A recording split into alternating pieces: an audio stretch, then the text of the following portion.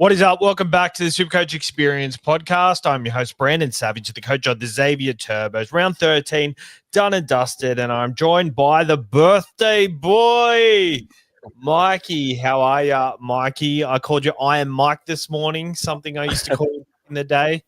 Flashback, mate. Far out. I'm going to call you Smokey today. Happy birthday, Smokey. Yeah, cheers, mate. Yeah, the birthday edition. Normally we've been working night shift, but available tonight, which is good. And yeah, even went to, I guess it's a rare occurrence when your team play on your birthday. So went and watched that game live. Got the win, which was good. And had an okay round of SuperCoach. It's hard to see where the par is. Like, I'm looking at my head-to-heads and I'm winning a big chunk of them. So I don't know, maybe I've done enough to maybe jump up a small amount. But I guess at this point, I was listening to you and Timmy talk this week, and you were very big on these are the weeks to move. And I agree with you. If you had a stronger outfit, you could really push. And for someone that only was missing Nico Hines and Kickow, I should have probably had a bigger score in my eyes. But like compared to someone like you, Savs, that had Nakora, McInnes, Herbie out. So, yeah. Cheers, Corn Lord. Corn Lord, happy birthday, Mikey. Cancelled his Zumba class. Is Zumba class still a thing? What'd you end up scoring? I'm on 1344 at the moment, but I don't think my AE has dropped out just yet. So 1324 for me. That's going to be just under 1300 for me. Yeah, I'll be 1284. Hosking will drop out for me by the looks of things. So yeah, look, not a bad week. Saved a trade. I was bringing in Tupolotu for Tamale, so I'm now happy that Tamale. He seems to be a guy that I don't think you need to rush on. He didn't score a try today, and he scored 90. Yes, he had some assists in him, but he just kind of keeps getting the job done. So not in an urgent rush to sell him at all, with him continually scoring, and probably a decent play against South next week. And I just brought in Colin Matongi like the 28,000 other people did, and crucial move, except for the fact that he may play Origin if Barnett is confirmed to be ruled out of that next one. I think he could come straight in. But nonetheless, he looks like a guy in the middle that you're going to want to hold for the rest of the year. So I've got him at the cheapest. I'm going to be able to get him at the moment. So, like, you got to take that. That 110 is still crucial. So even if he goes to the buy period, most of us are going to be dealing with that. Yeah, 100%. I think it was not the week to fade Colin Matongi. If you did, then Jesus Christ, that's a bad fade. I think he was near a must-have. Yeah, Barnett looks. I think it's going to be an ACL by the sounds of it. They reckon they cleared him of it live, but you never know. You never know. Potentially. So yeah, Colin Matongi goes up to near 700K this week. After that, so that's a crucial thing. For my side in particular. For my side in particular, like it scored 1,300.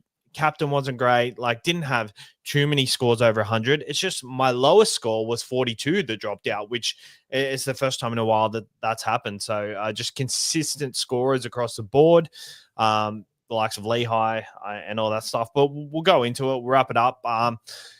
Dragons played Newcastle on the Friday night for the only game. Damien Cook top scored 86 points. And for the Dragons, Val Holmes, SuperCoach relevancy, 58 points. I actually think he's someone we're going to want to target over this little period. He's just a tick above 700K. What are your thoughts on Val Holmes? I'm very interested. I couldn't afford to get Lomax this week or I would have done it. But then with the news, like there's all the chance in the world that, Toya got that last little bit of junk points today. He would have probably been our guy to drop out. But due to that, like he might hold his spot in Origin. And by the sounds of it, Murray Tuolangi's going to be fit for the next Origin. They're going to need to make mass changes. I think there's a chance Valentine Holmes doesn't make this Queensland side. And if I'm looking at that, both him and Lomax at similar prices. And Lomax just keeps getting a job done. Like didn't score a super high in this one. But to be honest with you, I'd love to make a play on him in the next coming weeks. I guess if your numbers are good this week, you don't have to rush Toya out. You might want to go, okay, I'm going to hold my trade to this week, and I'll look at going Toya to Holmes in round 15, making sure he doesn't play. Nonetheless, look, I think even if you jagged Holmes for next week, I think you can deal with it if you see him in your final plans. I think the sooner I can get Holmes and Lomax, I'll do it.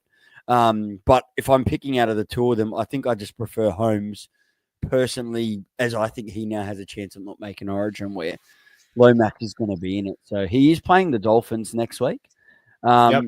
A bad matchup. I know the Dolphins have, they've been pretty good, but they still leak points here and there. So yeah, I really like him. Do you feel the same way I am? Do you think he's a chance of not making that Origin side? Yeah, well, I've actually told a couple of people that I think he's probably the one in the back line. Toy actually played really well in Origin, like defensively. You kind of see what Billy was looking at in terms of.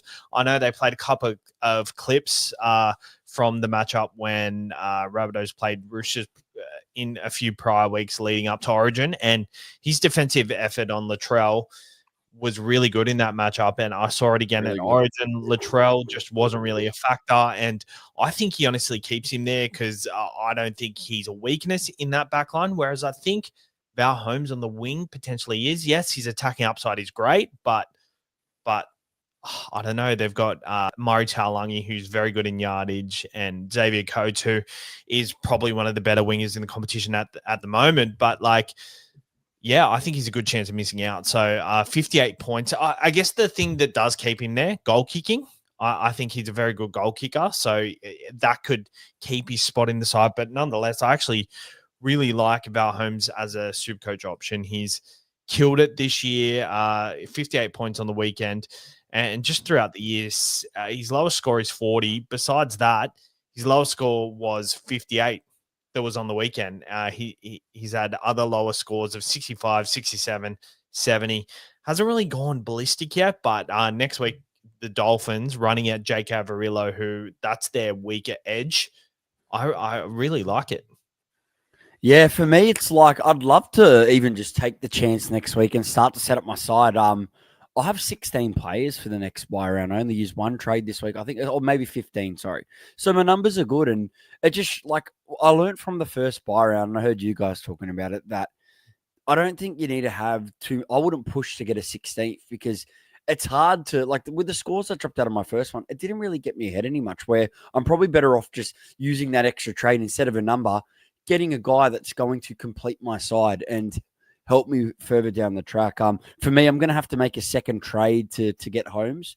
I think Horse has done his job. I might be looking at offloading him. Having Lucas in my center wing, I could do a front row to a center wing trade. Like if Garner's named back in the center spots for this week, he might be an easy way to make 100K, and then I can afford the Holmes. But just a quick one, Sabs.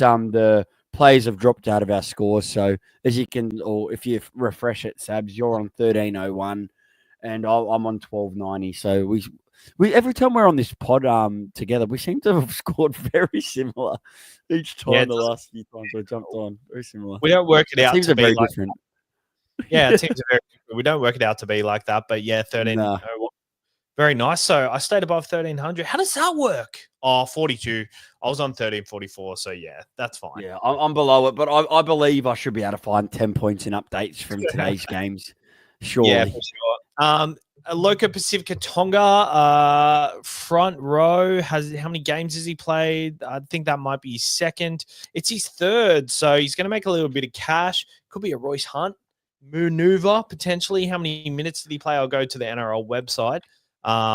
But he looked really good, actually. Like I was watching him, and he just looked like every bit of what we've kind of been hyping him up to be. It's just the minutes is always a worry, but he only played 22 minutes.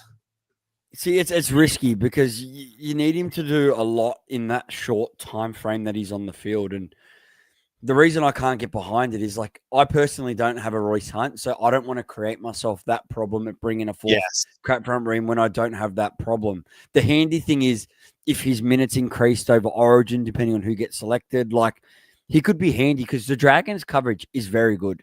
They cover the next two big buy rounds. They do miss out on the next mini buy round.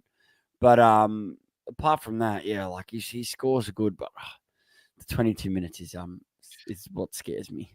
Very concerning. And not much else for the Dragons, to be honest. Nathan Lawson, 47 on debut, so he's a watch if he becomes a cheapie, but maybe Tuapology comes back in next week. Over to the Knights, Pierce Paul, top scores, 89 points. Gagai, 80 points. I was looking at him and thinking, oh, maybe he's a purchase because I thought he was still 500K. He was 500K a couple of weeks ago.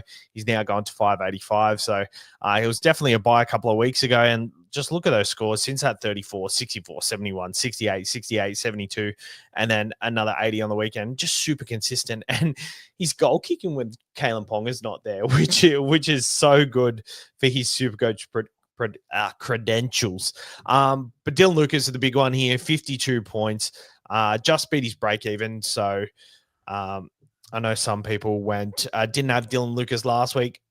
Prioritize getting him in this week. It's just the wrong week to do it, but he is a keeper, so it's no issues there. Yeah, the issue with the Knights is I just can't, like, I have two. I've got Lucas and Sharp, and I hold them because of both their ceilings. And obviously they cover the next buy, but the thing I just can't do is bring any more of them in because they just, they struggle so much in attack. And to struggle this bad in the attack against the Dragons, I expected a little bit more of a fight from them. And it's just concerning from a SuperCoach output because, yeah, I know some weeks they're good, but I guess a guy like Gagai doesn't need a lot of him. I don't know. You said like the backup goal kick is handy, but if they're not really scoring many tries, then he's not going to be really kicking too many goals. So, surely, they've had a decent run. The draw's going to get harder to me. Like from here, I'm trying, if I'm looking for buy coverage, I would prefer to be looking at, your Dragons, your Bunnies, especially those two. There's a third team that are Cowboys. They're going to give you very good coverage for the next two. So it's all about when you're minimal on trades, I'm just trying to use my trades, but ensure I get 2 rounds out of it if I can. And that's how my buy numbers have stayed consistent as we go on. But so I've just taken off his headset there. Sharp with 45. Sharp with a 45. Pretty disappointing. He got moved to fullback. I thought that was, with how he played against the Panthers New South Wales Cup side, I still thought there was points about. I switched my VC to him. Because of that, I lost out on some points because I captained Drinky, where I would have had VC, Drinky, captain Tedesco. So I think maybe an extra 50 points my way if I kept it how I did. But I sometimes can't help but play eyes up SuperCoach. And this year, I should. It's been burning me more than it's been succeeding me. So apart from that, there's no really other night I want to cover. Savs, I know probably a win for you as a non-Sharp owner. I guess this would be a game that I would have been a lot scared. I'd have been scared of this game, especially when he got moved to fullback. Well, just him and him at fullback playing the Dragons, it is a scary matchup to watch him. But this is who he is.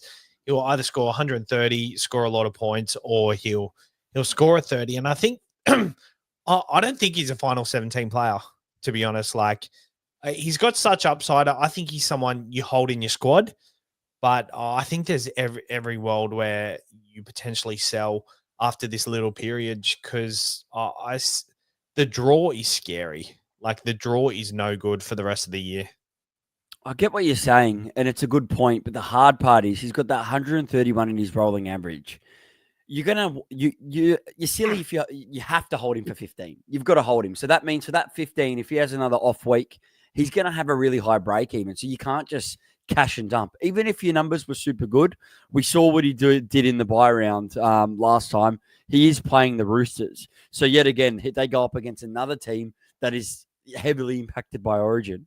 I'm not saying that the Roosters, they had a good performance last time. But you bring up, like, realistically, if he can have a decent score, like if he has another big ton next week, then it's more like if he's got these big games in him, I'm happy to hold him. But you bring up a good point. After that 15, if he starts to keep giving me crap ones, him to Lomax could cost me absolutely nothing. Yeah. It could be almost a straight swap. And that I can see myself getting around that trade. But he's just so electric. I know the Knights aren't scoring too many points, but when they are, he seems to always be in and around them, even if it's just a few line breaks here and there. So I could see myself finishing the year with him, but you bring up a point. If that's my ticket to Lomax, I'll take it. I mean, he scored 45. It's not the worst. Like, we've seen center wings with much lower floors. Plays Manly next week. Then the Roosters in round 15. Dolphins, Canberra, Melbourne, Warriors, Canberra, Penrith, North Queensland, Broncos, Sharks, Parramatta in the last round. So that every single matchup from now till the end for him, like given the round 15 bye round against the Roosters, there's every chance some of these teams have off weeks against the Newcastle Knights, but like all except even Parramatta doing so well at the moment that I can't see Newcastle beating any of these sides. No, yeah, it's a good point. Definitely someone if you didn't have, you wouldn't be grabbing him. But at the same time, it's just a tough position when you jump off. If you jump off, I'm gonna move on to the next game, but I got to go grab my my mouse because it just died. That's what I did before. I'll start us off. So the next game we had the Titans versus Melbourne's Storm. Titans 16 points. Melbourne 28. Another week where the Jaden Campbell holders, are in a good spot. He was in a bit of a low score, scored a try. And look, as soon as he moved to fullback, I liked it. I'm also a Brimson owner, so I kind of shitted it because I kind of like the Campbell Brimson owner. It's handy for the next buy round. But Brimson's going to be back. Be interesting to see whether he might be out again next week, but he'll be back for the bye because it was a concussion. So, look, I think it's better for SuperCoach him at fullback, but it seems like he's just scoring points wherever he is, even in a losing outfit. So, to post 93 against a Storm, very happy owner. He actually top scored in this game, which I was absolutely terrified in this game as a non-Pappenhausen owner. But we'll get to that part, Savs. Apart from that, Philip Sami with 83, SuperCoach, Tino 57 after Origin, you'll take that. Firma with only 52. Apart from that, there's no really one piquing my interest for them. They do give you coverage for the next buy round, but that's it. Brimson has a very low break even, so when he comes back, he could be a sneaky play. But to me, if you were after 5'8", I think Campbell's someone that you can hold. It does look like he's coming close to getting injured. Like he was down at the in-goal getting strapped up. Like each game, you just think he's going to come off, and then he stays on and keeps scoring more SuperCoach points. So it's good, but I guess it's not. It does worry me a little bit.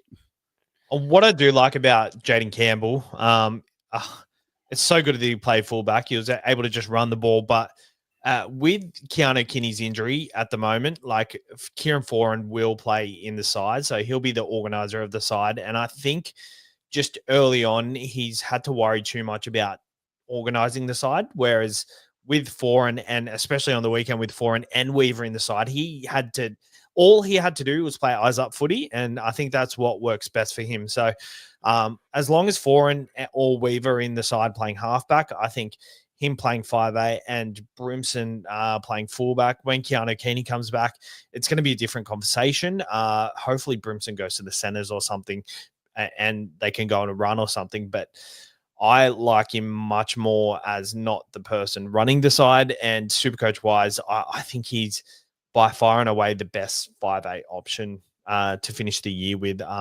It just depends on how the Titans go and how the Titans end the year, because if they just switch off, then it could be a disaster. But we saw how it ended 2 years ago when he absolutely killed it and scored that 170 against Warriors and finished the year averaging over 100. I think he's a great hold, but I wouldn't call him a good purchase right now because, as I said, you're bringing him in with like a potential injury risk. Like you've seen it in 2 games now that you've seen him, but keep him on your watch list. I think after he gets through another round, you could utilize him as an extra number. And I do think Brimson will go back to that fullback, and he's another one that I know he needs to do a lot to score well, but he keeps seeming to do it. So if he's at fullback, I'll happily hold him for the time being. Over to the Storm, Folongo, 75 with a double. Katoa with 68, keeps on plodding along without setting the world on fire. And moving on to a guy that you traded in last week in the buy round. So, like I mentioned before, getting ahead with your side in a buy round when you like your numbers, you've done that exact strat. And to be honest with you, I just couldn't bring myself. I know you didn't have him, but I had him, sold him. I couldn't just bring myself to bring him back. Yeah. I prefer to just keep moving forward. And I was terrified. I knew this game would make or break my round if he went 130 plus.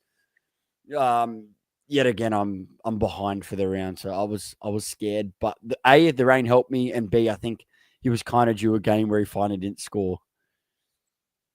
Yeah, for sure. As a non-owner, it's been annoying to watch. But this was the game I was really looking forward to. And it's funny because I feel like last week I wouldn't have traded him in if I knew it was going to rain this week. So, and I would traded him this week. So I could have saved a trade there. And who did I trade from? I traded Ponga. So who knows what I would have done. But I just think like he's got a pretty good matchup. He's at Amy Park next week against the Cowboys. I think that's a matchup that they'll really dominate. Then he plays South Sydney in round 16. Doesn't play round 15, so it puts me in a tricky position. But after him scoring 63 this week, it makes me really question, why didn't I just trade in Tedesco last week instead? I would have got 68 in the buy round 12, and I would have got the 94 this week. I would have been better off. But Tedesco has a buy next week, so I think we'll have to see next week what the sample size is, but yeah.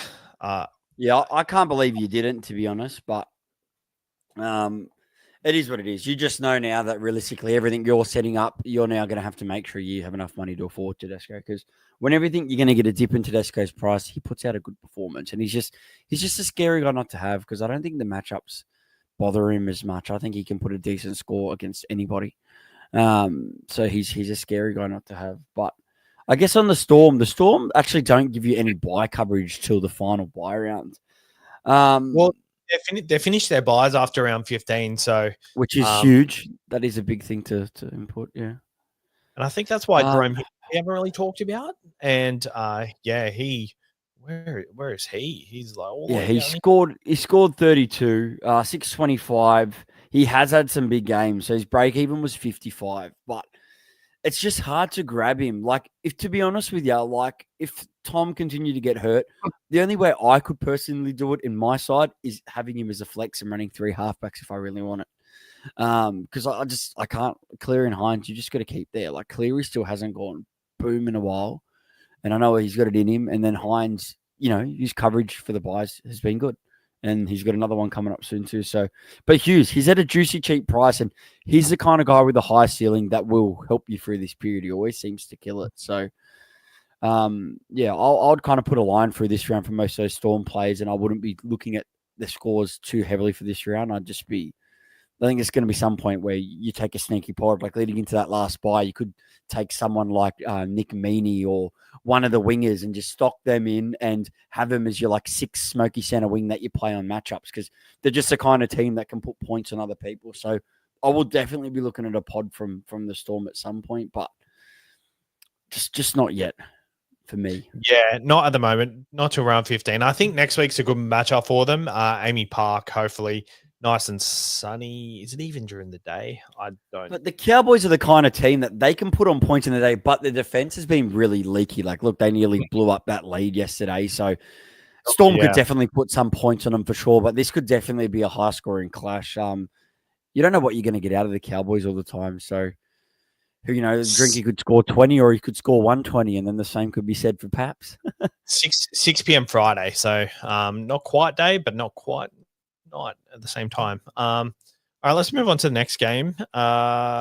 It is the Cowboys versus Tigers, and Tom Dearden, 114 points. Purdue, 101. We do have a comment on Jackson Purdue by Bailey. I still have Purdue on my team, and he had over 100 points, even though he was a big sell for a lot of people.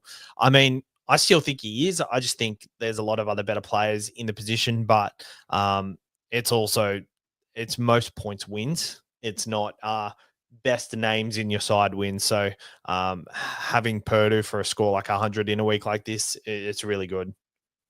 Yeah, 100%. Like, when I sold him, I knew that it could come back to bite me a little bit, but coming up to the first round of buys, if he had the first round buy coverage, I wouldn't have got rid of him. I know his coverage now is absolutely critical, but it's like I sold to better my side, and I still rated the plays that I went to, so I had to do it. Like, I saw the fact that, like, when you see a cheapie get to the price that he did, at the same time, you've got to think to yourself, you've got to cash out unless you see him as a season keeper, and he doesn't have enough games to warrant that. But if I held on his score, I'd be holding on for sure. You've got to hold him on to the end of the buy round, then readdress, because their coverage is excellent.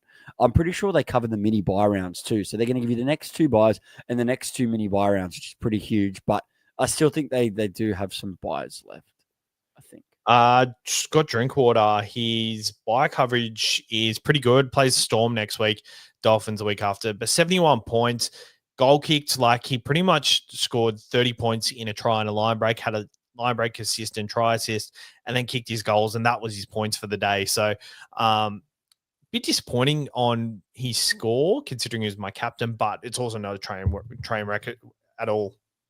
Yeah, I was the same. He was on a low score, but then right before halftime, he scores that try, goes to 53, and then comes out with that second half, which sucked. But the Tigers had all that ball in that portion, and they scored all the points, so it makes sense. The important thing to note, he's got the 151 break even. So if you don't own him, I think he's a guy that could hurt you over the buy period. He's going to drop about 50 to 60K this week, and his break even will absolutely soar up because you've still got that very low score that he's got, you've still got the 14 sitting in there. And now this score will join in. The 117 goes out. So it's another massive break even for him next week. As an owner, I'm not looking at selling, no way, with the schedule that we just brought up. But yeah, I'd potentially wait one more week, see how you go. But as I said, he's shown what his ceiling is like. The Storm game isn't good, probably good for non-owners just to wait a week, juice him out. And then look, he's going to be up against the Dolphins for the next spy round. So where he's going to, you know what I mean? Like, it's a buy round where some teams might be able to go in there with 3 fullbacks, depending on, injuries and stuff in Origin. You could go into that lineup with Tom, Drinky, and Teddy. And I think if teams are going into, the next buy round with a lineup like that, I think it could really up the quality of your side and increase your score. So that's personally what I've ensured to do. But obviously, I just need to hope that, Tom comes back and the 3 of them are named. 100%. You've actually got Scott Drinkwater loses 70K this week, goes down to 806K. He'll have 179 break even. All these stats are courtesy of SuperCoach data. I messaged him today and I asked him to collab with me on Instagram whenever he posts. So you'll be able to see all the break evens and price changes if you head over to the SuperCoach experience or SuperCoach data Instagram. Scott Drinkwater. Zach Labart, 63 points, 389K. It'll be his 3rd game next week. Scored 39 in his first week with, let me just get the stats up. 8 points in tackle bus. He had a line break last week and 20 points in runs.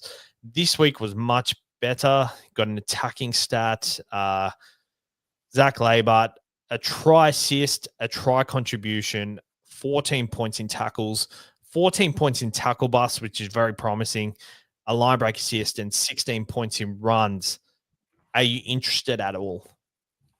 I am. I looked at, before this matchup, I was looking at cheap buy round coverages, and I looked at Labour, and he's got those big scores in him, but he also has those, low scores in him as well.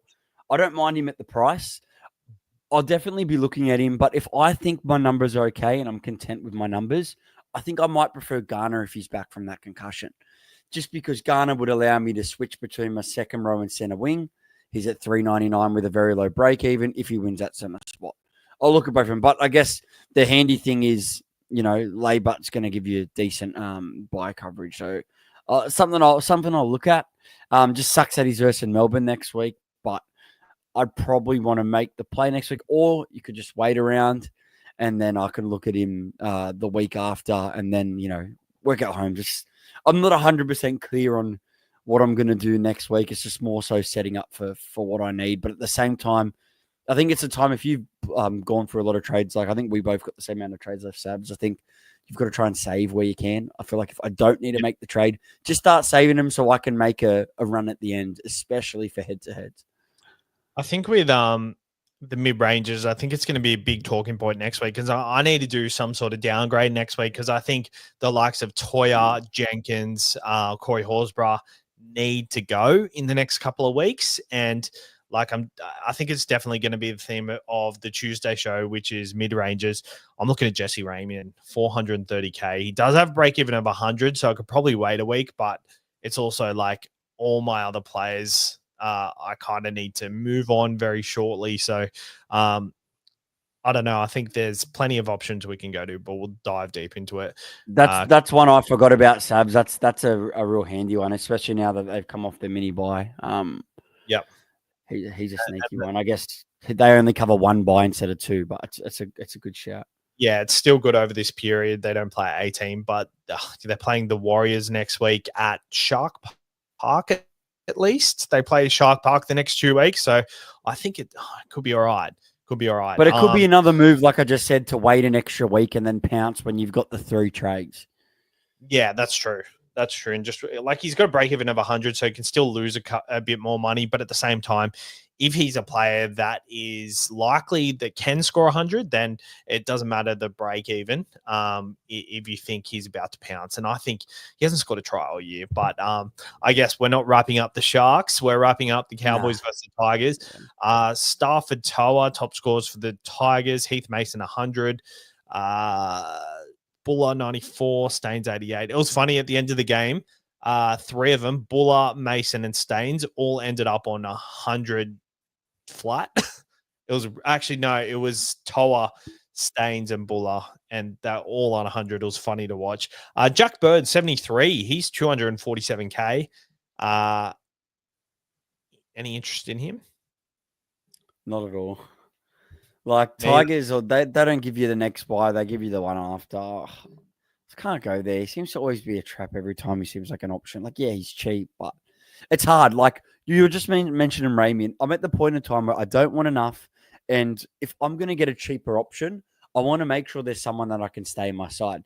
That's why with the guys we just mentioned, I liked Raymond over those other 2 because he's someone that I'd happily sit in your side and you can play on matchups where someone like Jack Bird could become an absolute nightmare. 100%. 100%. 52 minutes off the bench. Not what I want from not bad. Players. It's not bad, but it's risky. They're playing the Panthers next week, which are leaky. But I feel like a lot of in years past, we would have gone for something like this or even considered a lot more. But the fact that Cheapy's been so good, I think we can really just go to keepers, and we don't need to go to these guys as often because we've generated so much money already. Anything else from the Tigers? Royce Hunt, 6. Yeah, seems to be a problem for owners. It's just at this point, it's like you need to either take a risk and jump on another front roller or get him out for a genuine enough. I didn't start with him for this reason because I was scared. Look, I didn't realize what was going to happen with the front row this year, but just can't hold a guy like that. I don't have any nuffs or any like shitters like this at the moment. So I guess if you did have him, look at last year. Like I would have been stoked with the numbers he put out last year. Like he started with a 12 and a 9, but then went 27, 20, 37, 59. He went to he went to 300. Maybe he was at a cheapy price and he lost money. He's now back to bottom dollar. It's hard because it's like you don't want, if you're low on trades, you don't want to waste a trade on him either. But yeah, exactly. Man, it's you just rather him out of the side or increase his minutes because he's becoming a problem for your side. So I guess if you think at some point he's too big of a problem and you don't have any other problems, then yeah, you might have to look to do something. 100%. All right, let's go. The Seagulls played the Broncos. And this was a big game if you own lots of Seagulls, which I did. Lee Hire top scored 107. Do you own him? Yeah, I brought him in the same week you did, and I was going to get him over Tom. Yeah, perfect time to buy him. You've got him for back-to-back big scores. His break-even was really low. And I even said last week, like if I missed him last week, like before this round, I would have grabbed him 100% this week. I thought he was the top center wing purchase, even over Lomax, because Manly going to cover 2 of the next bye rounds. Look at the job he can do when he goes into fullback. But even on the wing, it's just the main thing that made me want to buy him was his numbers were good, but he had no tries to go with those numbers. Like very few tries. And now we've seen no try for that 107, I'm pretty sure, but a double, almost a triple the week before. Like those tries are going to be on the horizon, and when they are, it's going to help. And the key thing to mention with Manly is their matchups in round 15 and 18 in the bye rounds are good matchups from the top of my memory. I'm pretty sure they're good. So it's getting to the point now. If you've missed the last 2 weeks, is it chasing points? I don't know, but you'll be able to give me an accurate stat. He had a break even of 3 subs. What does his price go to? It's going to be pretty pricey. Shit, I better get 670. I'm roughly guessing it's going to be 680 with another low break even. So, based on yesterday's score, he goes up 70k. So he'll go up a bit more because he updated. 670, so probably to where I said around 680. So like 80K, yeah, so 680, and his with break another even low will be break even. it'll be like 20. But have a look at this. 10 points in tackle bus, 40 points in runs, 40 points in pure runs. So 40 points That's in insane. runs, uh, um, 4 points in tackles. So that's 44 in pure base, plus the 10 points in tackle bus, which is 54. 54, and then 8 points in offloads, which is that's 62 points in base and power, which is that's good for a forward. It's solid, and I think like the price was definitely we got him for 530K last week, absolute Yeah. steal, and I think 600K was still a good price. Now 680K. Now I'm starting to think if I don't own a Holmes or I don't own a Lomax, I'd prefer to go them for that kind of money. But it's just hard because it's like the same thing happened with you when you missed Sharp. You didn't go jump on the boat and overpay for him. You went to look for other players that could become him, and this time you got Lehigh, nailed it on the head. So it's hard to get all of them, but we're starting to get into periods where the center wings are starting to score. You just got to pick and find the right ones, and there are a lot of underpriced ones. Like you always look at fallen guns and guys that have done it before, but he's getting better and better with the week goes on. And as you can see, the Titans in round 15 and the Bunnies in round 18, with the one of them at 4 points. Like they're two great buy matchups, man. Well, Newcastle next week, they've got Gold Coast of 4 points in the buy round, and then Gold Coast in the buy round, Tigers, and then Bunnies at 4 points. Like it's a really good draw. And I think I'm really hoping that the reports that Tommy is going to rest next week as well aren't true, because far out, I want Tommy for these matchups because they're very, very juicy. I'd prefer Tommy to not play next week. I've got a strong side. I want him to come back and be 100% fit. And if that means I'd prefer him to be 100% fit for that buy round. I guess the counter argument to Lehigh here is one thing we didn't touch while he had his draw up.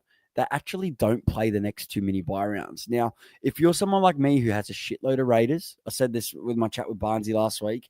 If you have a shitload of Raiders, you got a shitload of Manly, and you've now picked up Colin and you've got a few Souths. Souths, Raiders, and Manly, from my side personally, is going to be the harder than a buy round for me to cover. That means I can't pick up any more Manly, I can't pick up any more Souths, any more Raiders, and I got to start flipping these guys. That's why I want to probably get rid of Horse next week. So if you're going to pick up someone like Lehigh or anyone around the teams, you need to start planning ahead and looking, because yeah, you might snag him now, but you're going to be short 16. You're going to be short 19. 16 could be tough for you if you own a lot of, I think it's the Bunnies and maybe the Bulldogs again. I think it's Bulldogs, Manly, and the Dragons. So just starting to look, but I know the Manly Raiders one will hurt a lot of people because they've provided a lot of buys. It's going to really burn people. And now the Bunnies have a super good draw. They've got a few pickups I like, but you just got to kind of find your balance. So yeah, look, is Lehigh someone? Or I guess a good question for you, Savs. Like to me, I believe so. But is he a guy that you're going to be holding for the rest of the year at this stage? To be decided. I feel like I'm not going to be confident playing him every week. Like Lehigh in my side's at full strength, and I've got Lehigh in my side, and then look at his Melbourne matchup, round 20 at Amy Park. I probably won't play him. The week after, he's playing the Bulldogs at TBA. To be, I'm not, but like after that, the draw's still pretty good week in, week out. There'll be buys, there'll be injuries that I need to cover. So, he like just based on that, he probably is in my side. Yeah, he's probably in my side for the rest of the year. Like when I bought him, it wasn't my plan to do that, but looking at this draw and just knowing what he is capable of, I am more than happy to own him. And I feel like he's that type of guy on matchup. Manly, when they put points on, they stack the points on, and he's going to be beneficiary of that. Yeah, he goes from 7% to about 12 to 13% next week in ownership. And with that low break even in the back-to-back tons, he's going to be heavily brought in yet again. But look, I personally don't know if I'd be doing it. I know we're both owners, but it's a tough spot. It just depends what else you can do. Like I said, if you really think Holmes is going to miss Origin, I'd prefer Holmes over Lehigh for next week. 100%. Yeah, I think so too. I think like you've just like these 100 scores tend to make people's decisions a lot more confused. Like, if you didn't own Dylan Lucas and you rushed to get him in this week, like there was no need to get him in this week. Whereas like Hopewada, is he guaranteed to score heaps of points next week? If he is a fullback and you see him in your side for the rest of the year, you may as well just pay up to get him now. That's but it's also like if you're still unsure of him and you didn't get him in the last 2 weeks because you're unsure of him, then just pass on him. Like, because the reason you didn't get him in the first place, it like say you just think, oh, I don't think he's going to be consistent enough, or he won't score enough tries, or he won't set up enough tries, then that'll happen some weeks and you'll be vindicated because of that. So yeah, it's going to be a tricky one, but I guess we'll see what the trade trends are through the week. And I don't know if he will be on the top traded in, but I guess we'll wait and see. I dare I say he's probably going to be like 4th, maybe 3rd. Yeah, the fact that Toya is going to be a sell next week at 600K is also what will make him popular, because that bridge gap from him to Hopewada, it isn't a bad play at all. And if you see Hopewada as a keeper, then I can get around it, like you just said, Sab. So, yeah, center wings are going to be heavily featured next week because everyone, he's got his 14 bye. He's probably going to stay in the Origin side. If for some reason he was the guy to get dropped out, then maybe it's a good hold. But I think next week my number's good. I'm happy to offload him because today he got saved by that try. If not, it's a 20. He's still got these low games in him. Take the 600K and run to the bank and pick a nice center wing. You can downgrade. There's lots of center wing options. I think it's the week of the center wing next week if you want to buy someone. 100%. Olakuatu, 91 points. Falalo, 99. He's still pretty cheap. He's 357 and makes a bit of money, so probably not a buy. Tavanga, 67. It would have been a good buy prior to the buy round. Just, I guess we didn't know Jake Trbojevic was going to go down and he would have got inflated minutes over the next couple of weeks. So Jobo looks to be back next week. So I think that kind of changes that role. But there's not much else doing for Manly. Garrick and Olakuatu had some questions during the week asking, are they final end of year keepers? Olakuatu hasn't scored a score like this in a month, so I scored still a double. Yeah, I still don't know if he is end of year keeper. Like, those numbers aren't great. They're not bad though. I don't own him, and even with that game, I'm not worried. He doesn't worry me as like he used to. As I said, Manly's draw and the amount of players I have is a reason I can't go to him.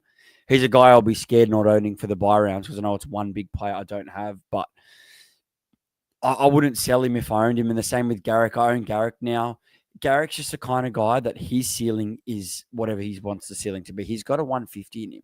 He can go toe-to-toe with the big fullbacks and halfbacks on his day, and he hasn't had that in a while. And the fact that he has that, you hold, his buy coverage is good, and he's someone that you can pretty safely pay every week. Like, his floor's normally about a 40, which isn't bad for someone like him. He's more often going to score 50 more weeks than he doesn't. So, and he's another, like, the Manly cover the next two buy rounds. Like, he scares the crap out of me every time not like owning him, especially over a period like this. So 100%, 20 points in goals on the weekend. So he would have scored 48 if it wasn't for the goals, but 19 in tackles and 26 in runs. So that's 45 just without the goals, and then add on the goals, 65. Like, he gets an attacking stat there, and he's good to go. So if he's not in your side, plan to get him in. He's at a good price at the moment too.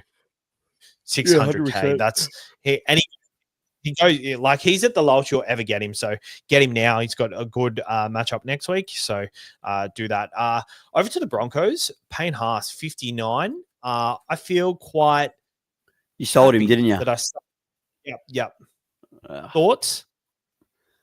I'm against the hard sell. Look, you've done it to get Paps, and Paps didn't score big. So I'd take it as a loss for this week. Definitely decreased minutes, but he still looks so, after playing an Origin, he still looks so good in the game. And that's what scares me, because you now know, look, there's other front rows going toe-to-toe, but he's also a guy that would scare the crap out of me. Broncos are playing bad. If they start hitting a bit of form again, they're going to have to come home with a wet sail. So it's just more like, when are you going to be able to get him back? Because he's not the kind of guy, even with his performance, he's not going to dip that much to under 700K. You're going to have to spend back the money that you lost to get to Pappy. But I think if Pappy scored 130 this week, super move. But now it's more like a week-to-week play to see if it was worth it. But hey, if you got your bridge back to him, man, then are you going to go back to him? Yeah, for sure. Yeah. Just depending on his fitness by the end of the year. Just like I only Could sold him work out a because great move, Savs, but it's yeah, just at the because moment. usually this time of year, like he usually starts the season hot and goes through this period. But once Origin hits, his minutes are decreased, and then by the end of the year, like he's so battered and bruised that he doesn't really finish the year as strong as he started. So um, he'll break even at 124 next week. He loses 40K, so it'll be 800K. So if he pumps out an 80 next week, he'll lose another 30K or something like that. So you'll go back down to 750 potentially by the end of the Origin period, which is 100K discount and able to fund other moves, people with better coverage. So um, yeah, I'm quite surprised he played this week with that quad injury lingering, but I think the Broncos definitely need it. Um, but yeah, anything else for the Broncos you want to talk about? Nah, they're another team that they don't help you this round. They'll help you the final round, I think. Yep, just the final round. Apart Or from that, Ezra? they're looking pretty flat. Oh, look, I know a lot of people jumped on this week. It's tough. If you're desperate for a 5'8", the price is right. But no, let's take away even what he's done off the field. But like just going from a pure super coach move, I don't like it. I'd prefer to try and go Campbell, wait and see how he's going. Even I'd prefer to Yeah. risk it with Brimson if he's back. But if they I just played the next I bye don't round, then I'd change my opinion. I don't have spots in the 5'8" slot, so I just can't do it. His break even's -20, but it'll actually be -7 next week. So as soon as that 125 goes out of his average, like he loses money. So he'll go up in price quickly. So if you think it's going to be a short-term cash grab, it probably won't be because his break even will just go up very highly again next week. But I guess they're playing the Titans next week. So if you like that matchup, it could be a good thing. Yeah, he scored 18, 173. Oh, wait, no, that's fuck. I'm looking at the wrong player. Yeah, he's the Titans. Yeah, as I said, like it could be a good play, but like you just mentioned, if he goes and scores a 30 next week, it's going to be like I was talking about the 5'8" cheapie for the Dragons. Same thing as him. All of a sudden, that hectic break even means nothing. And it's not like this guy's bottom dollar. He's at 490s. If he dishes up some real crap scores in a row, it's going to catch up to him. Yeah. So, yeah, that's why I don't like it. 100%. All right, we kicked off today's games. Warriors defeated the Rabbitohs 36-30, and high scoring game. Koloamatangi top scores 110, but Luke Metcalf 127. I mean, what a hold! Why did we all sell him so well? Because the first few games of the year, he showed how low his floor was, and none of us thought, not none of us, but most of us, I thought the Warriors weren't going to keep performing like this week at Mika. You know how many times I tip against them because I just think it's too good to be true? And it's at the point now where you just got to realize that they're good. I tipped the Bunnies again today. But they're good. The Coach Roy Webster, I should know that.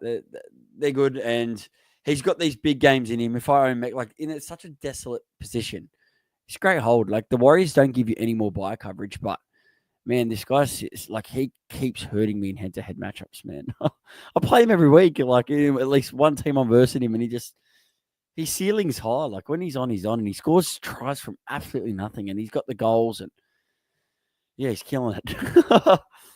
He's going so well. 117, 119, and then 127 on the weekend. It seems like since round 3, his floor is like 50. Like he's had a 47, a 49, a lot of mid 50s, and then it's a big hundreds. Like Yeah.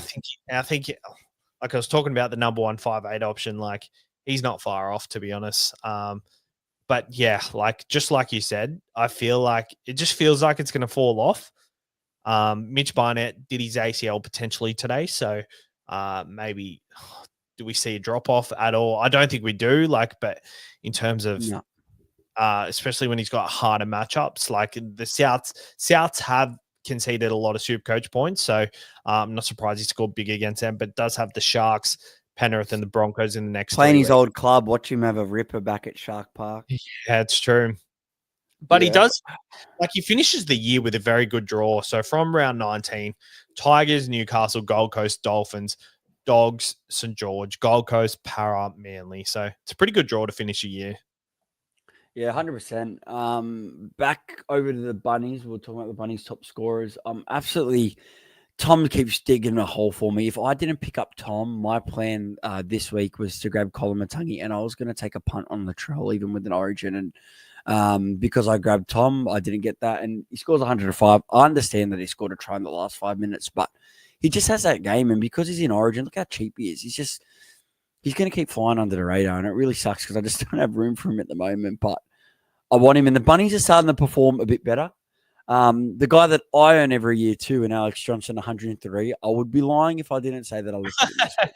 100% I looked at him and I considered it, but I have too many Bunnies, Raiders, and Manly for that round 19. If I keep being silly, it's going to hurt me. But he is potentially, I know we were mentioning centre wings, he's potentially an option for next week. If you needed a downgrade to then upgrade elsewhere, he will obviously break even 60. He scored 100. I know he scored a hat-trick, but he's getting close to that Kenny Irvine. I think so. Maybe he's going to keep scoring tries if he stays fit. Beat his break even by 40, but he's still going to be a juicy price if you wanted a downgrade to then help you upgrade elsewhere. I can't look at it. I can't. Well, Cody Walker isn't in the side. No, but it didn't matter today. I know. It didn't matter why Cody Walker wasn't in there. And now that he's now scored the 100, if you want him, I wouldn't be comfortable spending anywhere over 500 with what he's like now. So you would have to jump next week, in my opinion. Tough draw. Raiders, Dogs in the next two. It's a good point. It is tough, but he's the kind of guy that can score. Like, look, you're talking to an Alex Johnston SuperCoach fanboy. I've had him on my side every year. Yep. I'm breaking a streak here, but I can't grab him. But I just think if he stays fit, he's going to keep pushing this record. Yeah. 100%, 200 tries today. It was happy to see. Crazy. I was listening on the radio on the way home. Is it 12 more to beat the record, or? Yeah, or 12 to equal 13 to beat it. It's doable this year. It's doable. Yeah. Lockie Hubner, 65 points. I was actually forced into playing him. I knew it was going to be happening. Every time you're forced into playing someone, I had a look at his scores. Like, this guy, I always look at Sav's team. And this guy always forced him to play someone, and they go well when he's forced to play. And that's the real reason I played Toy this week, because I looked and was like, oh, Savs is playing him. I go, he has the hot hand when it comes to playing these guys that shouldn't score big, so I played him. Well, because earlier in the year, I was in a situation where the thing I did that made sense, if I forced something, I would have forced something that would have made my side better for that week. And I wouldn't have had to play the cheapies I didn't want to play.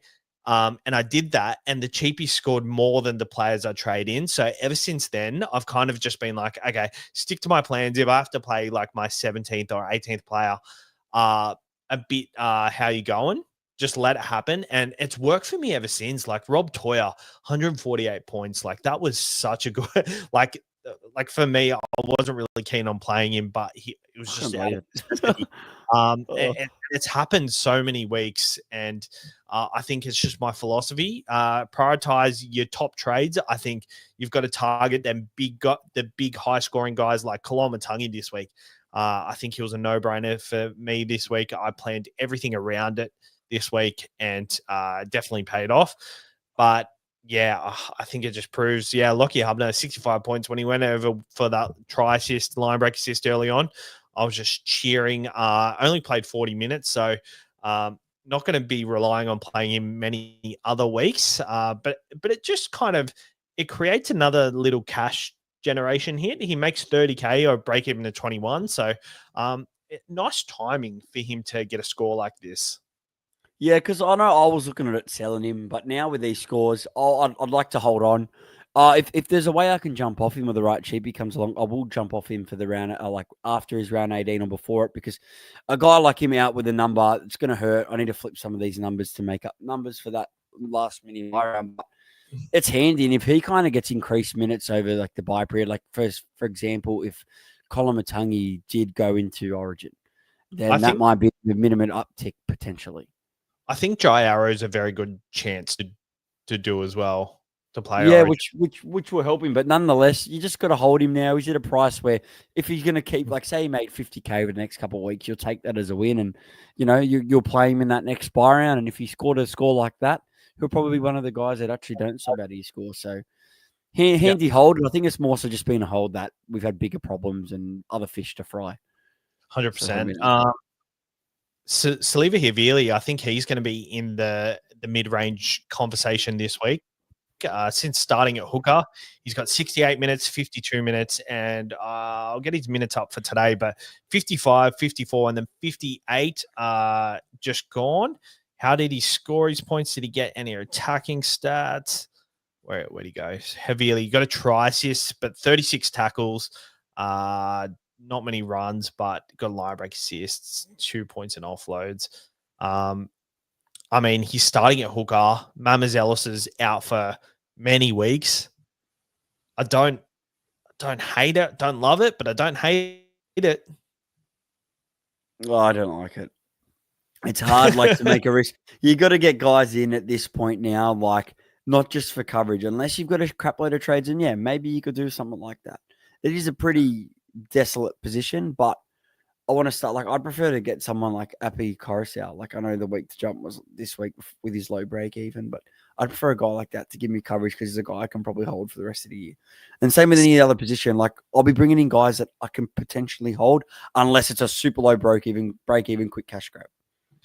I guess what's it called? Jai Gray went on and played 39 minutes today because Bailey Bentley Harpe got injured. One of their other backs got injured, I'm pretty sure. I forget who, but Jamie Humphries got injured halfway through the game too. So he went into 5A, but he played 70 minutes today, Saliva Havili.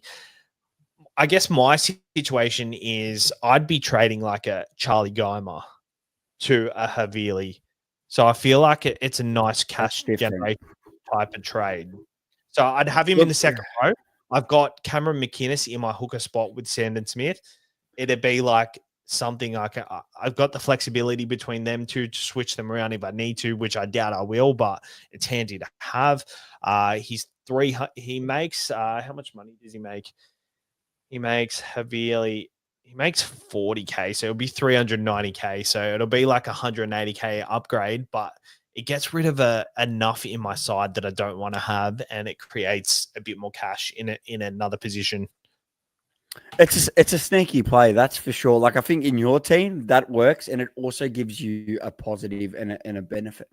But apart from that, I guess there's not too many people on the market for that price. Garner's another one, but it just works out if you want to have buy coverage or not. And if he keeps pumping out numbers like that, he's going to be a handy purchase for that buy round. So I think if you're in that kind of predicament, I can get behind it. Yeah.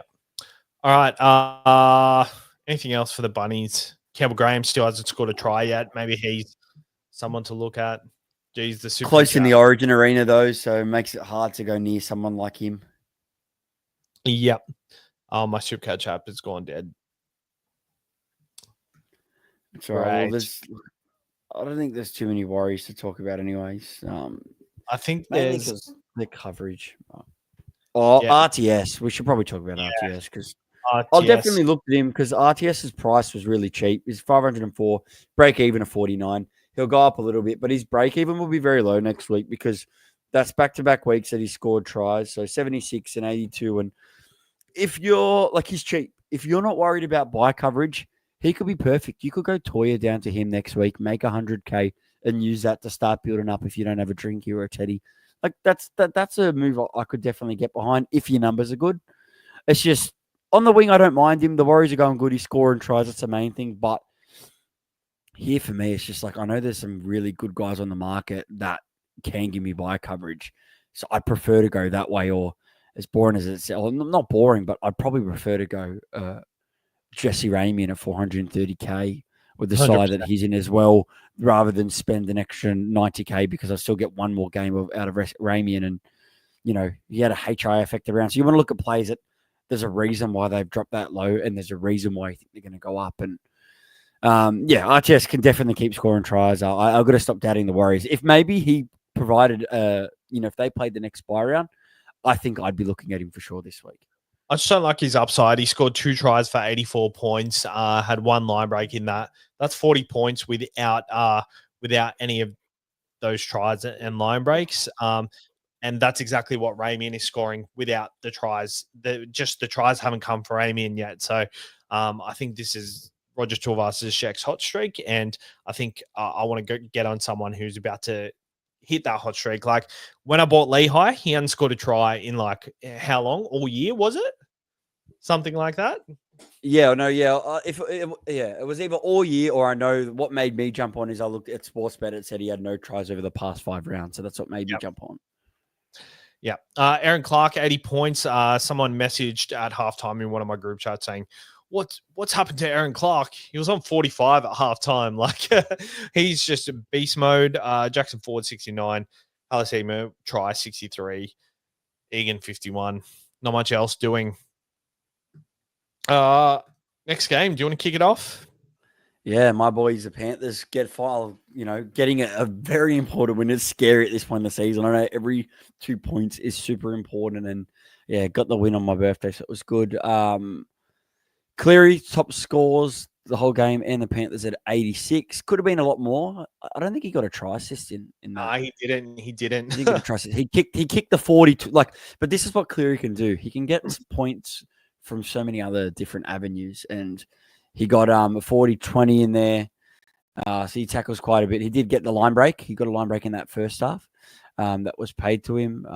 10 points for that 40-20, 12 points in goals, and just shows you like he had a shocker with the goals at Origin, but he slotted 3 from the sideline today.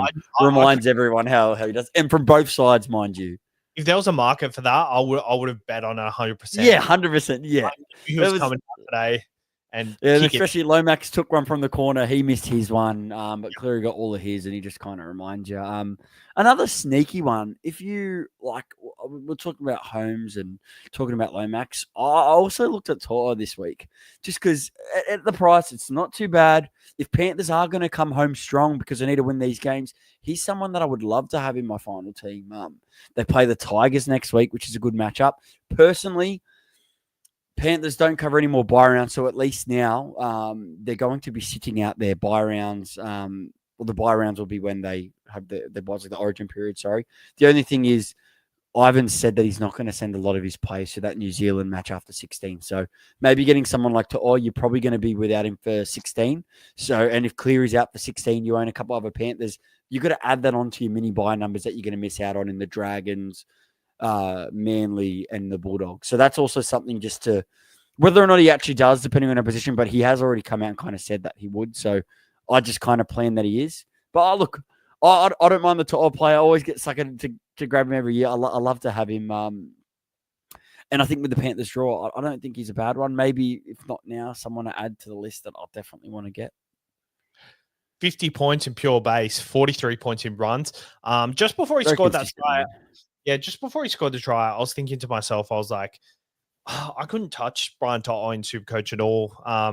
Like for the foreseeable future, just he's not seeing any good ball in attack. Like he's getting no chances. Even Tungo at the moment, he's getting 0 chances. And I mean, his numbers are pretty good this year, Toto. Like he had that 34 in round 1, but he had 106, 66, 52. Like that 52, he's consistently scoring pretty good in runs. Doesn't really rely on attacking stats. So we know he has a ceiling. So he's definitely that type of person that is good enough to go for. But yeah, I just feel like with so many other options, like I can't do it myself, to be honest. I just think with how Panthers are playing and they're not playing good, if you believe that, like I know I'm a Panthers supporter, but if you do believe that they're going to, make the 8 and come home strong and start to play some good footy, then that means there are a bunch of players in this Panthers outfit for SuperCoach that are undervalued in a sense. So I definitely think if you believe they're going to go on the run, you like their draw, getting a couple other, picking up a couple of other of them from the side could be handy to make a bit of a jump. So that's why I'm kind of looking at the more top shelf guys, like to fits the bill, and he's got the ceiling, and like you said, like his base is good where you can play on the matchups. It's just more so. I'll be honest with you, I'll probably prefer Valentine Holmes over him for the potential chance of him being dropped. He also has the goals, and I'd also probably prefer Lomax to it. But apart from that, if we're talking about Origin center wings, I'll probably have him at number 3.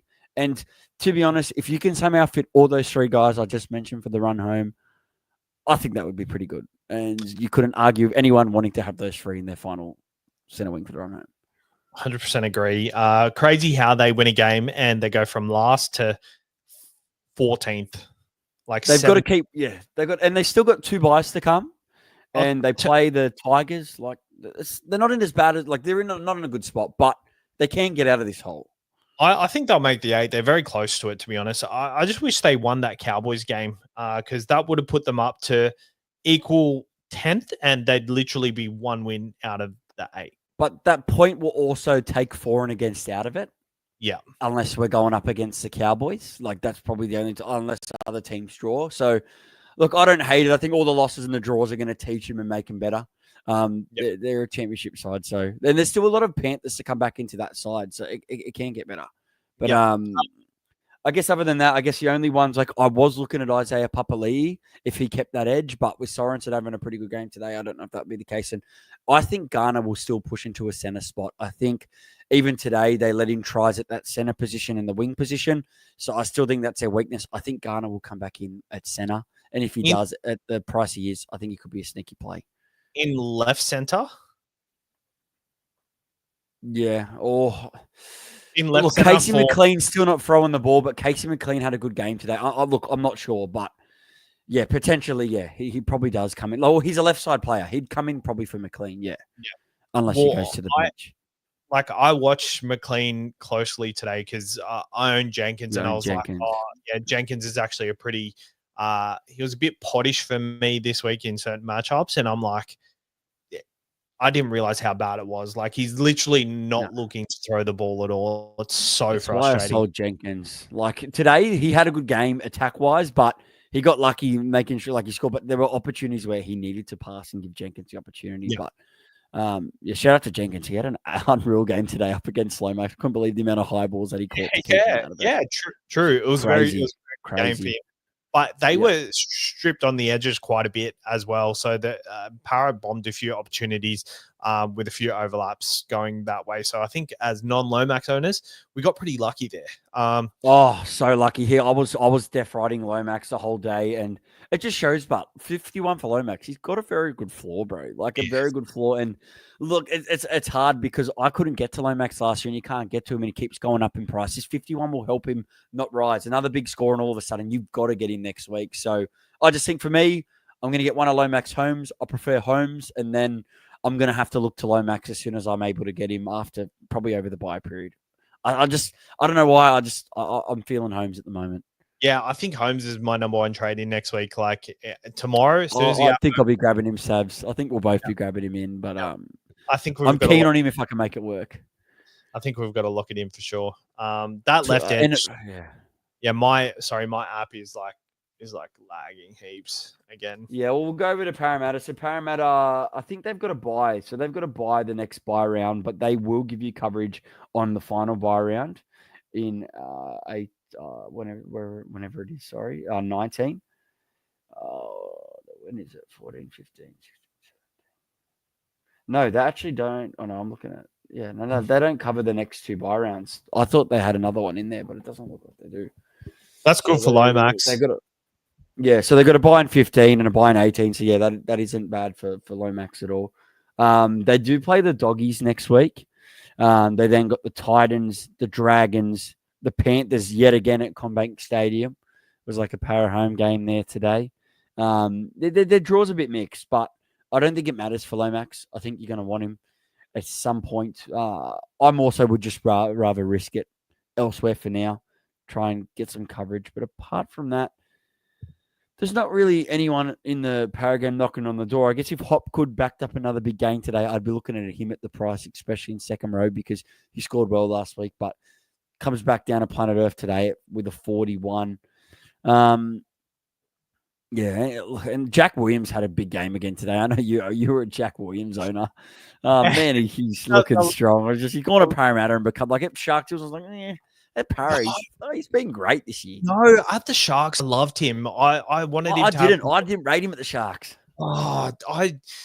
I just thought he needed minutes, and I understood why he didn't. His game was pretty raw. But errors, man. I knew coming over to Para, he'd be so good. And the last 3 weeks has just proved that. 62, 96, and then another 79 on. he's so good on that edge. Like he just pokes his nose out every single time. He's so good. I couldn't buy him in SuperCoach. He's over 500K now, so it's probably out of reach for me at the moment. But like, man, I wish I got him.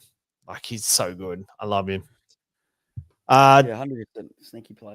Dylan Brown, 53. Yongi, 48. I think Yongi's a sell now.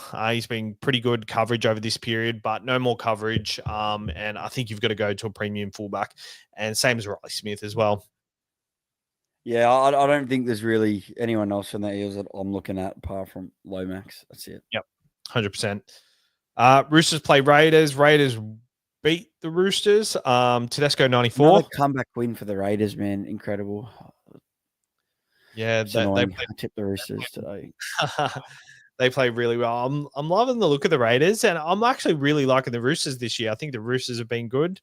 Angus Crichton, I think he's someone I want to look at post buy round because he's getting down in price.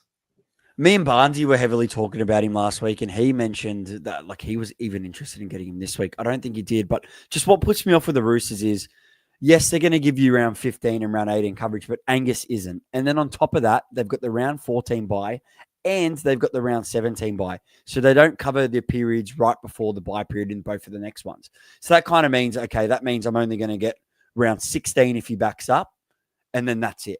So unfortunately, that means I've got one game to look out for. That means for me, he'd be a round 19 purchase after that final buy round. Because then I'm pretty sure after those that next two buys, the Roosters maybe have completed their buys. Maybe. Or maybe they might have one left for the run home. But yeah, he's the kind of guy that you want to get, and he's around a cheap price and hasn't had that massive game. Yeah, they'll be done with their buys after the round 17 one. So I rate it, but I just can't do it now. He'd be the kind of perfect guy to try and get Hubner up to. Or, like for me, if I don't see Kickow as a keeper, I might punt Kickow to him. But you've got to look at Crichton, 100%. And Tupou keeps flying under the radar, Savs. I was pretty keen on him, but it's just hard to bring a Rooster in now with two buys to come up in the next 4 weeks. It's so hard. But I love Tupou. I never seem to be able to grab him anymore. And he didn't score a try today, and even when he's not scoring a try, he's still scoring pretty decently. He did. Did he score that? Oh, no, he did score a try today. Yeah, he did. Yeah, he scored that weird try. The weird one. That's where he was like, he was before the. I was like, what are you doing? And then he looks up. He didn't want it to be a double movement or a shift. But I think that's smart because if it was going to be the case, he was still giving his like. I get what he was thinking.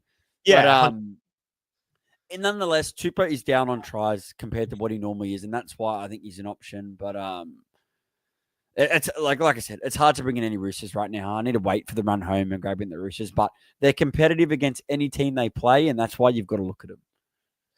I'm not really a Tupou guy, but they've got a pretty good drive over the next couple of weeks. So I think him and Teddy are definite people you want to prioritize into your side in the coming weeks. You got to get Teddy if you don't own him. Yeah, I think Teddy in round 15 is a must for me. Rob Toyer, 58 points.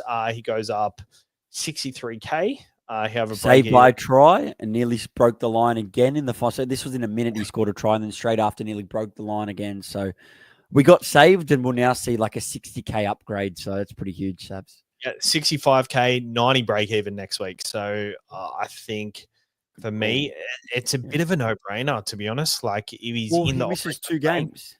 Yeah. Misses the bye, and then he misses for Origin, and then he misses round 18, and he misses round 17 with the bye. So over the next 6 weeks, 5 weeks, or one game in the next 5. Yeah, 1 in the next 5, 2 in the next. If he plays all 3 Origin, but yeah, which I think there's a good chance. And if we're going hard at homes, then I think that's under the pretense that we think Toya stays there. I actually don't mind if Holmes still gets picked for Origin, which I think he will. But I'd only be doing that play like the Lomax people if you know that you've got enough coverage for the buy. And right now I'm at 15. I'm happy with that. And to get him, I'd have to make another play. I'll make sure that play is someone like Ramian or somebody that I can make money with. But yeah, you don't have to go hard at Holmes. Like, don't just listen and say there are heaps of center wings on offer, and that's why I think he's a sell. There's heaps of downgrades. There's heaps of upgrades. That's why there's no way I can hold on to this guy. Unless we knew he 100% was going to be back for Origin, then. But as I said, like he's got such a low floor, It's time to go, Toya. I'd still sell him. I think without the 148, we're not that impressed. Like, our sides are starting to get stronger. Like, if it was earlier in the year and he hadn't had a breakout game yet, and he was a lower price, I just think it's the Jackson Purdue thing where it's like you can get someone who's consistently scoring way better. Yeah, I agree with you. And I guess while we're on the Roosters, before we go to the Raiders, we got the Rage Traders here with a question. Is Billy Smith still a hold? Hasn't been really been scoring tries in that first stint. He scored 45 today. Obviously, he's got a lot of buys coming up. He's at an awkward price, but he also is going to give you 2 buy round coverages. So for me, I can't sell him just because I think there is still a big game in him, and I'm just not playing him. But if he can help me on the buy rounds, go on a little bit of a run, then you sell him. Do you think any differently, Savs? He's nearly a buy next week. Like, he's still at the price. I don't know he's a buy, not with the buys coming up. He's still at a very nice price, but like, I don't know. I don't think you've made enough money from him. He hasn't, like, since those first 2 games, he's pretty much based at his lowest that he would be. He was only priced lower prior because he was injured and didn't really play years before, but he's still yet to have like the double try week, and that'll come. Like, that'll come for sure. It just depends on the matchup. I think it'll definitely come. He's playing on Shandon Smith's side, who has been really good SuperCoach wise, and also really good like throwing a cutout ball. So yeah, I think he's still a decent hold, to be honest. Like, it's annoying that he's not really getting attacking stats, but he might get a try assist updated potentially. Got given to Shandon Smith. He might get that. Had Kalal Matangi as captain. Don't know what par is though. Par's probably what, 1250. I think anything over 1200 is fine. I think the higher you are up the ranks, and you'd want 1250 plus. I think anything over 1300 you'd be pretty happy with, but for mass movement, I think a 1400. But I think we're a touch above par, Savs, looking at all the head-to-head things I'm in. I think, sure. 12 above 1250, you'd be very happy. Mark Nwanga-Nitawase, 37 points with a try. I've seen a lot of people like go pretty crazy for him, and this is kind of why I wasn't like super hot on him. I just think like he's had lots of games where he's had multiple attacking stats and still hasn't quite hit a massive ceiling. And I think at this time of year, we want people who have massive ceilings, and like 91 and 97, pretty good. Like, his numbers are good, really good, but like, he's scoring multiple tries in games, getting multiple try assists, and just not quite getting that massive score. It is his lowest score of the year. I nearly did pick him up, but then I just kind of like had a look at their schedule, and although they give you 2 buy rounds, you're also missing out on 2 in between. So I had too many Roosters, which maybe not do the trade, and I'm not unhappy about it. But if you have him, he is playing great for the Roosters. I think he can really help you in those next couple of rounds. His stats are very good. This is definitely an outlier for sure. Yeah, I'd say so too.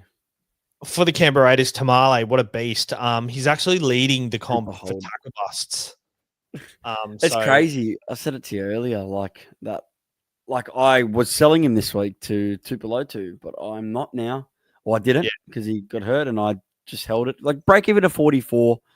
At this point, like, I could maybe potentially hold him and just not play him when I want to for the last buy round to give me coverage. But I'll have to probably say goodbye to him at some point because I've got too many Raiders. But I think, like, with the scores that he's still putting up, like, he's just not losing any value. Every week his breaking gets too high. He holds it and then puts up a good score next week to generate it again. So I think if you still got him, there's no panic to sell him. Like, I still haven't been playing him on a lot of matchups, which hurts, but yeah, he's killing it, man. He's killing it. He's killing it. The rookie roulette continues. Tarpanay and Horsburgh, both 40, 45 minutes. Very bad to see. Tarpanay 60 points with a try. Not a line break try from a kick. We got not a line break try. He got a kick. But yeah, I'm quite Tarpanay I'm quite happy with, to be honest. But Horsburgh, I think Horsburgh's gone for me next week, to be honest. Yeah, I'm in the same boat as you, Sabs. I think he could get caught up to the Origin arena with the mass changes as well, which would make him 100% sell. I'm not like my numbers are very good for the last buy round, so I'm willing to start calling them off. And like I said, I have too many Canberras. Some will have to go. It's one of Horsburgh or Tamale this week. Tamale pops a 90. I'll sell Horse. And like I said, there's lots of centre wings I want to buy with Lucas and Tino. I can sell him to a centre wing. So I think if you've got a lot of bit of flexibility, I rate it. Like he's now put back to back lower scores. Like, Horsburgh's done a job, but I'm happy to see him go. The fluctuating minutes is a bit concerning. I'm not going to really play him most weeks, so I'm better off selling him at his value, or like selling him at the 500k mark, making a little bit of money, and then making some moves. Yep, 100%. I've got two more things before we go. Hudson Young, 80 points. Do you find is he going to be in your side by the end of the year? It's hard. 774. He's going to cop your top shelf. I think my first thing when Origin's clear is try and get, two of Lomax Holmes top, or maybe all of them. Then have a look at my second row, see where I think I need. And right now, like I would prioritize Angus Crichton over him because of the price differences. But the Raiders are absolutely killing it. They're looking at no chance of slowing down. So I don't hate it, but I think I'd also be looking at value, and I'd be more reluctant to spend up on the bigger place in my center wing rather than Hudson. And he did score a try again today.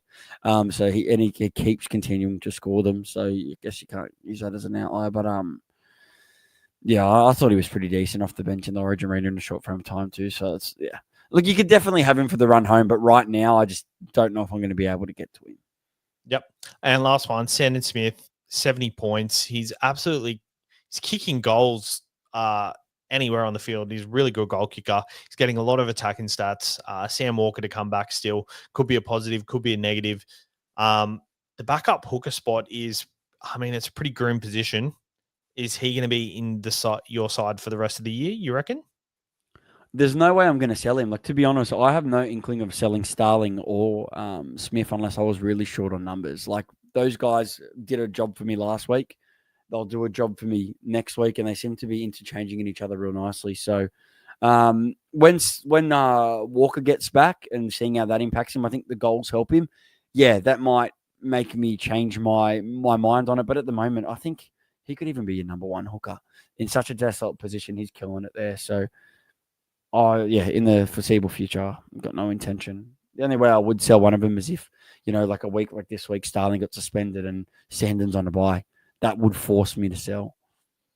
Yep, sweet. All right, we've put in a good session. We'll just answer one question from Silico. Currently 1370, ranked 191 pre-Friday. Crossing fingers for top 100. What do you reckon? I reckon top 100. I reckon 42nd he goes to. I'm going to 1370 is big. I reckon maybe 65, but you could go as high as Sav said. Yeah, I think for sure you should get to that top 100, 100. Oh, I'm not going to say 100%, but I'm pretty certain you will. I reckon 42nd. I'll lock it in, Eddie. Let us know in the Patreon chat tomorrow morning when you find out, because me and Mikey are going to have a wager on it.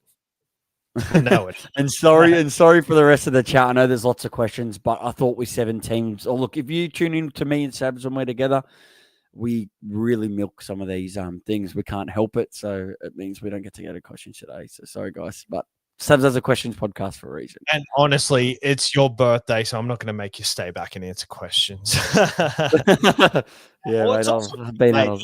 If it was earlier, I'd 100% be down. Yeah, if it was the 4 o'clock game and we went on straight after the 4 o'clock game like we normally do, but yeah, 3 games today. But back to a full week next week, which will be good for the 1 week until it goes back to this again.